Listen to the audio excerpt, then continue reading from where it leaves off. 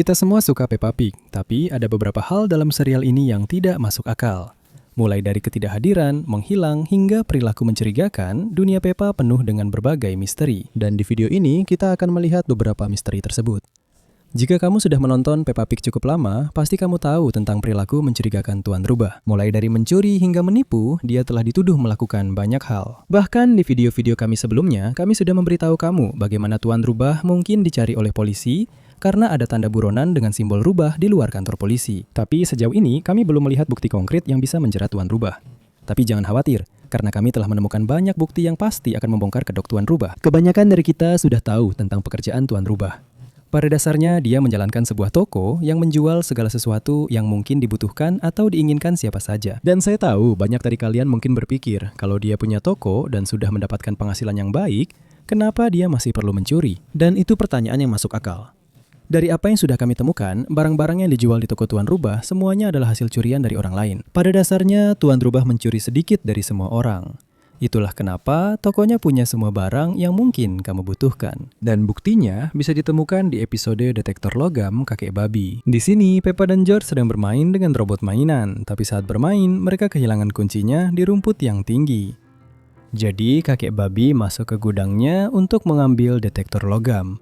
Tapi saat dia membuka kotaknya, tidak ada apa-apa di dalamnya. Kotaknya kosong. Dan pada saat yang sama, Tuan Rubah datang dan dia menjual detektor logam yang persis sama kepadanya. Bahkan kakek babi menyebutkan bahwa detektor logam itu mirip dengan miliknya. Itu persis seperti punyaku. Yang lama. Jadi pada dasarnya, Tuan Rubah mencuri detektor logam kakek babi dan menjualnya kembali kepadanya. Dan Tuan Rubah bukan hanya pencuri, dia juga penipu. Dia menipu orang lain dengan menjual produk palsu dan cacat kepada mereka. Contohnya, dalam episode saat dinosaurus George rusak, keluarga babi pergi ke toko Tuan Rubah untuk membeli dinosaurus baru untuk George. Dan Tuan Rubah menjual seekor dinosaurus kepada mereka. Tapi setelah bermain dengan dinosaurus itu sebentar, mainan itu berhenti berfungsi. Dan ketika ayah babi mencoba memperbaiki dinosaurus itu, dia menemukan bahwa mainan itu membutuhkan sekitar 20-30 baterai untuk beroperasi. Yang jelas terlalu banyak untuk sebuah mainan kecil. Dan bukan hanya itu, baterai pada mainan dinosaurus itu juga sudah tua dan bekas. Itulah sebabnya mainan itu kehabisan daya. Jadi, intinya Tuan Rubah menipu keluarga babi malang itu. Seperti yang kita semua tahu, di dunia Peppa, semua orang adalah hewan yang bisa bicara, kecuali beberapa manusia dan sayuran yang bisa bicara. Pernahkah kamu bertanya-tanya kenapa beberapa hewan di acara itu tetap seperti hewan, sementara yang lain seperti manusia? Kita tahu bahwa Peppa Pig adalah seekor babi yang bisa bicara dengan sifat-sifat manusia. Begitu juga dengan keluarganya dan teman-temannya. Mereka memiliki interaksi seperti manusia, masalah seperti manusia. Tapi kenapa juga ada hewan lain di acara itu? Ada hewan-hewan biasa juga. Bebek di Peppa Pig tidak bicara. Mereka berenang di sekitar kolam dan mereka berkuek-kuek seperti bebek biasa. Polly si burung beo juga hanya seekor burung beo. Dia adalah hewan peliharaan nenek dan kakek babi. Sebenarnya ada beberapa hewan peliharaan di Peppa Pig yang tidak bicara. Mereka hanya hewan peliharaan. Kenapa? Beberapa teori penggemar mengatakan bahwa mereka adalah budak dan makanan. Beberapa orang mengatakan bahwa awalnya semua hewan di dunia Peppa adalah hewan ternak. Tetapi mereka memberontak melawan petani manusia mereka untuk membentuk masyarakat di mana hewan-hewan setara, bebas, dan bahagia. Dan di dunia Peppa, manusia tidak lagi berada di puncak rantai makanan. Sebaliknya, mamalia telah naik peringkat. Semua hewan kelas bawah menempati peran bawahan. Jika kamu sudah lama menonton Peppa Pig, maka kamu mungkin ingat beberapa episode Natal dan ulang tahun dalam serial ini. Selalu ada beberapa perayaan dengan banyak kejadian kacau sampai akhir bahagia di setiap episodenya. Tapi seperti yang semua orang tahu, seiring berjalannya waktu, sudah wajar kalau kita menua kan? Jadi kenapa meskipun sudah banyak Natal dan ulang tahun, tidak ada yang menua di Peppa Pig? Sudah 20 tahun sejak acara itu dirilis. Dan Peppa masih berumur 4 tahun. Itu benar-benar menyeramkan. Satu-satunya penjelasan yang masuk akal adalah waktu membeku di alam semesta ini. Dan mereka hanya merayakan tanggal-tanggal spesial ini agar mereka tidak menjadi gila. Bisakah kamu membayangkan terjebak di satu usia selamanya? Mungkinkah penduduk kota Peppa itu abadi? Mungkin saja mereka memang begitu. Jika kamu menikmati videonya sejauh ini, tekan tombol suka. Semua orang tahu ada wallpaper resmi Peppa Pig yang menyembunyikan karakter yang sangat aneh. Itu menunjukkan keluarga babi, Peppa, George, Mama, dan Papa.